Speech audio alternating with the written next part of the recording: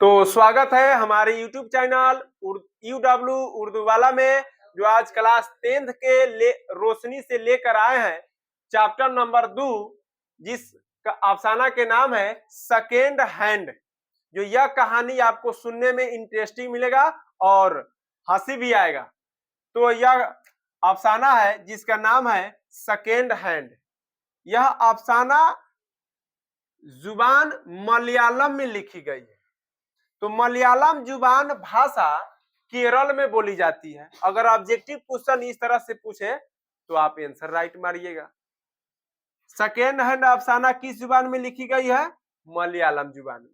अब आगे चलेंगे। इस अफसाना के जो मुसन्निफ है उसका नाम है वैकूम मोहम्मद बशीर। अगर आपसे सवाल पूछता है कि सेकेंड हैंड अफसाना के मुसन्निफ कौन है, तो वैकूम मोहम्मद बशीर राइट आंसर मारिएगा। अब चलते हैं, सुनिए। मुतरजिम। मुतरजिम उर्दू में बोलते हैं, इंग्लिश में ट्रांसलेट बोलते हैं और हिंदी में अनुवाद बोलते हैं। तो इस मलयालम जुबान से मुतरजिम करने वाली के नाम है जिलानी बानो। उर्दू में यह मुतरजिम किए मलयालम जुबान से। अब चलेंगे इस अफसाना में किरदार। किरदार बोलते हैं काम करने वाले को, जिसमें देखिए गोपीनाथ, यह एक मदिर रहते हैं। मदिर रहते हैं। मदिर को इंग्लिश में बोलते हैं एडिटर और हिंदी में बोलते हैं पत्र लिखना छापना, जिसको संपादक भी कहते हैं। दूसरा है शारदा, यह एक औरत रहती है। औरत कह सकते हैं या लड़की भी कह सकते हैं। तीसरा है एक शायर, जो शायद आपकी अब कहानी सुनाएंगे सेकेंड हैंड, जिसमें आपको सबको स्पष्ट हो जाएगी। तो सुनिए, यह कहानी स्टार्ट करते हैं। यह सेकेंड हैंड अफसाना के जो मेन किरदार है, मरकजी किरदार है, वो है गोपीनाथ। अगर आपसे पूछा जाए कि मरकजी किरदार कौन है, तो आप आंसर मारिएगा गोपीनाथ। किस अफसाना का? तो सेकेंड हैंड अफसाना का। तो यह गोपीनाथ एक मदिर के रूप में काम करता रहता है। जो काम इतना अधिक आ जाता है जिसके वजह से उसकी शाम हो जाती है ड्यूटी करते करते। जब शाम हो जाती है तो जब घर लौटता है तो उसके घर के बगल में एक लड़की खड़ी रहती है और यह गोपीनाथ उसे देखता है और देखकर अपने घर की तरफ अंदर चला जाता है। जब चल जाता है तो फिर अपनी कपड़ा को बदल कर देखता है अपने घरों से, तो देखता है तो वहीं पर वह लड़की खड़ी रहती है।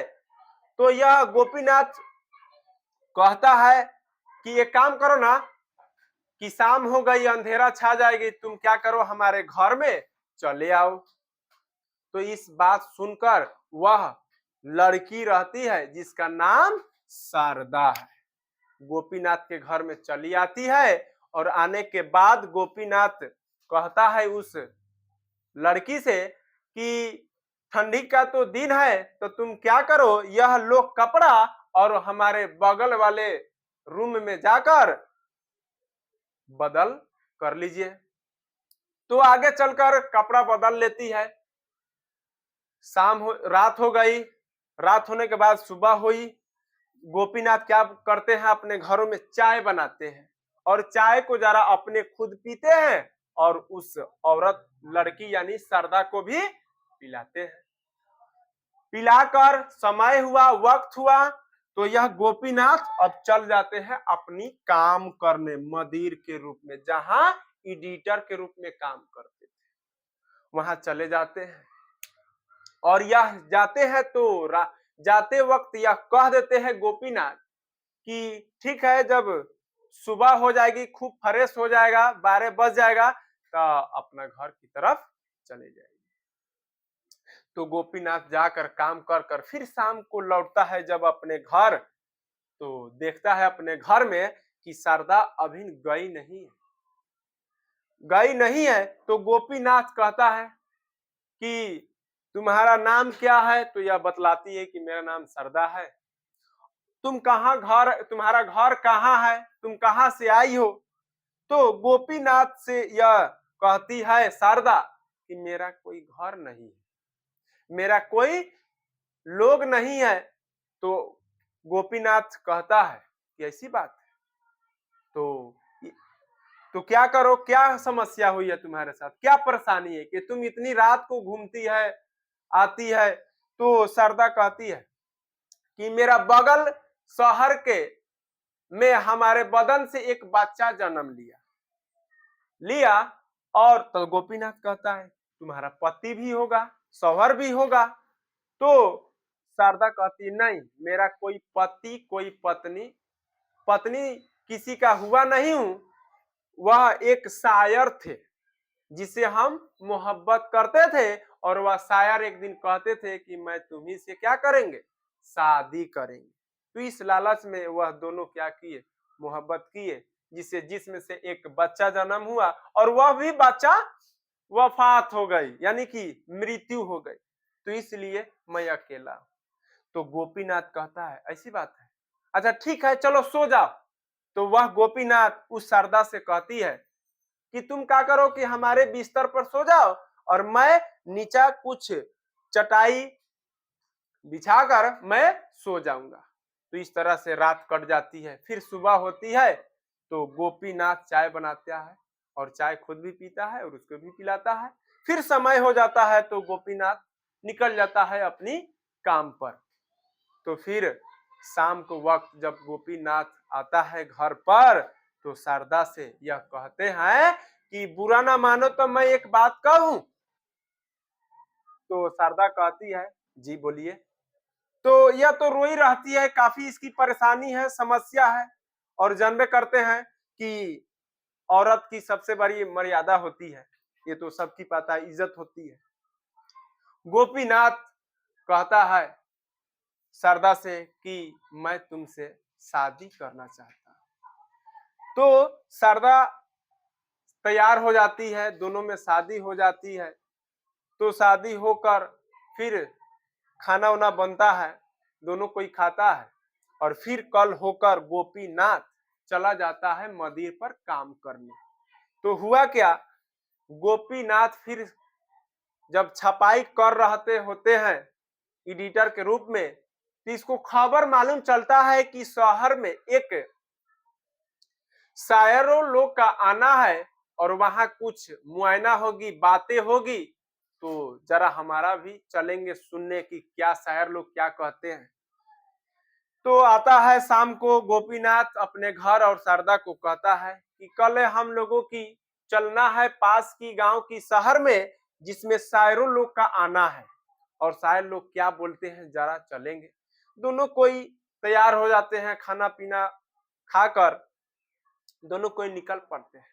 जब निकल पड़ते हैं तो वहां जाते हैं तो गोपीनाथ से हई शायर से मुलाकात होता है। तो जब मुलाकात होता है तो शायर कहता है गोपीनाथ से, क्या हाल है गोपीनाथ, सुने में आया है कि आपकी शादी हो गई है। तो गोपीनाथ कहता है जी मेरी शादी हो गई है। तो शायर कहता है मालूम है, तो जी हमको सब कुछ मालूम है। तो शायर कहता है एक मालूम है, जिससे जो शादी किया है ना वो एक क्या है, सेकेंड हैंड औरत है। तो गोपीनाथ सुनकर जी मैं सब कुछ जानता हूं, जान बूझ कर नहीं शादी किए, सब कुछ जान कर तब जाकर शारदा से हम शादी किए हैं।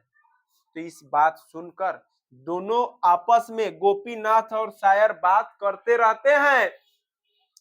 तो क्या होती है, शारदा देखती रहती है। दोनों शख्स की बात समाप्त हुई तो गोपीनाथ और शारदा घर की तरफ लौटे। तो गोपीनाथ कहते हैं अपनी अहल्या को, बोले तो कौन, शारदा से क्या करो कि खाना बनाओ। अब यह गुस्साई रहती है दोनों शख्स की बात सुनकर कि शारदा कहती है कि नहीं हम खाना नहीं बनाएंगे। गोपीनाथ कहता क्या हुआ, तुम क्यों रुसी हो, क्यों घबराई हो, हम है ना। तो ना ना बताइए हम आपकी एहसान कैसे चुकाएंगे कि सब कुछ जानबूझकर हमारे साथ जिंदगी में ऐसी हुई है, फिर भी तूने हमारे हाथ को थामे। बताइए इसकी अहमियत, इसकी कैसे चुकाएंगे हम। तो गोपीनाथ कहता है कि देखिए, इंसान दो तरह के होते हैं, किसी औरत की जिस्म से कोई खेलता है, कोई उसकी फर्ज को निभाता है, तो मैं वह नहीं हूं इंसान। गोपीनाथ ने इस बात को कहकर और कहता है, दोनों मियां बीवी में कुछ बातें होने के बाद रात हुई, खाना बना और दोनों शख्स खाकर सुबह सुबह अपने काम पर चला गया। तो इस तरह से यह कहानी है सेकेंड हैंड। इससे ऑब्जेक्टिव पूछेगा। अगर आपकी अच्छा लगा तो लाइक और सब्सक्राइब करना ना भूले और जल्द से जल्द शेयर करें और फटाफट स्क्रीनशॉट ले लीजिए।